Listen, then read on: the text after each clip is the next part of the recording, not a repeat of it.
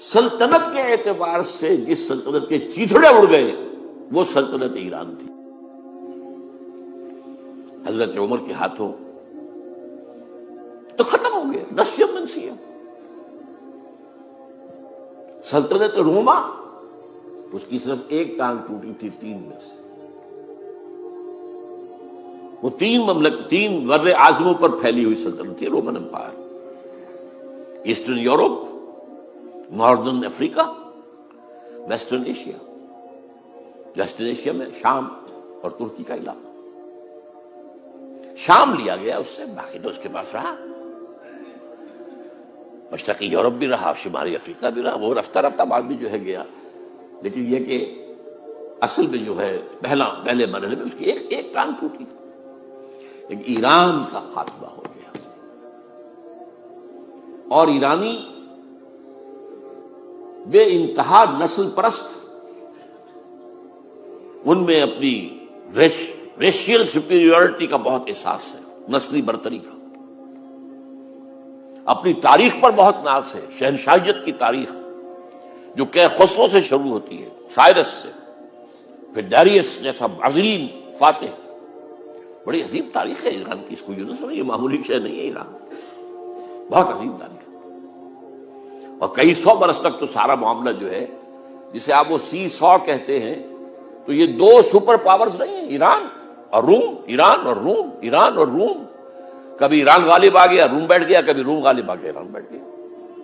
قرآن مجید میں ایک پوری سورت جو ہے سورہ روم کے نام سے ہے کہ نہیں؟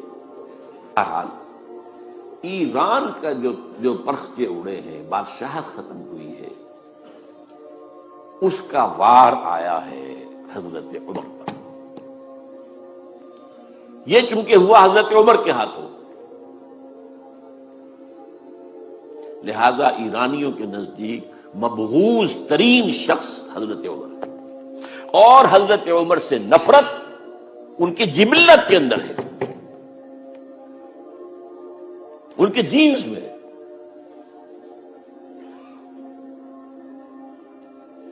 چنانچہ کس نے شہید کیا حضرت عمر کو؟ ابو لؤلؤ فیروز، ایک ایرانی غلام تھا حضرت مغیرہ کا رضی اللہ تعالی عنہ.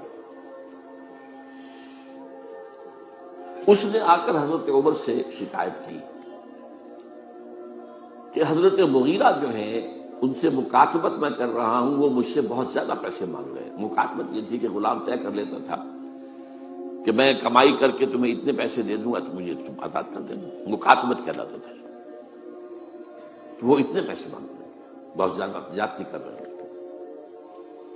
حضرت عمر نے پوچھا کہ تم کیا کیا کام جانتے ہو؟ اس نے گنوایا، میں یہ بھی جانتا ہوں، یہ بھی جانتا ہوں، یہ بھی جانتا ہوں، میں ترخان بھی ہوں، میں فلاں بھی ہوں، میں چکیے بھی بناتا ہوں، میں یہ بھی کرتا ہوں. فرمایا کہ پھر تم پر یہ زیادہ نہیں ہے، جو مغیرہ تمہارے اوپر جس قدر رقم ڈال رہے ہیں زیادہ نہیں ہے. اور دیکھنا، مجھے ایک چکی بنانی جانتے ہو تو ایک چکی مجھے بھی بنا کے دینا. کہا آپ کو تو میں وہ چکی بنا کے دوں گا جو ساری دنیا یاد کرے گی. دھمکی دے گیا. اور حضرت عمر نے پہچان لیا تھا کہ دھمکی دی اس نے. دوسری طرف اس کی پشت پر کون تھا؟ ہرمزان، یہ ایک بڑا جرنیل تھا ایرانی. شکست ہوئی، گرفتار ہو کر آیا، کیونکہ بہت بڑا وار کرمنل تھا. اس کو فیصلہ کیا گیا اس کی گردن اڑا دی جائے. اب اس کی چال دیکھیے، ایرانی ذہن کہ مجھے ذرا پانی پینے کے لیے دے دیں اس سے پہلے کہ میری گردن اڑائی جائے. حضرت عمر نے فرمایا ہاں پانی دے دو.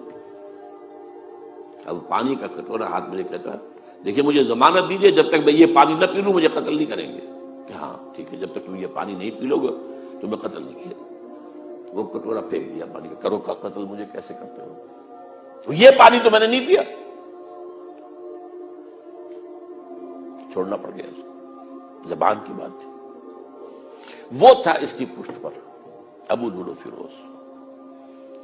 اور ابو لؤلؤ فیروز کے اب بھی اس کے جیسے ائمہ اہل بیت کے اہل تشیع جو ہیں وہ ان کے مقبروں کی صریح بناتے ہیں، اس کے اوپر جالیاں، اس طرح اس کا ہے. اور حضرت ابو لؤلؤ فیروز کا حلقہ. وہ قاتل